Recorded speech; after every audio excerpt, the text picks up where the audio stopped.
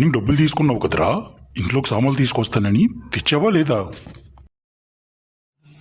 మార్నింగే తీసుకొచ్చి ఫ్రిడ్జ్లో పెట్టాను డాడీ. ఫ్రిడ్జ్లో పెట్టావా? ఇంతకీ నువ్వు తెచ్చిన సామాన్లు ఏంట్రా? Family pack ice cream 1, Dairy Milk చాక్లెట్లు 2, ice cones 3, orange dozen, apples dozen. ఇవే డాడీ తీసుకొచ్చాను. అరే పనికిమాలోడా, ఇంట్లో సామాన్లంటే నువ్వు తిని సామాలా?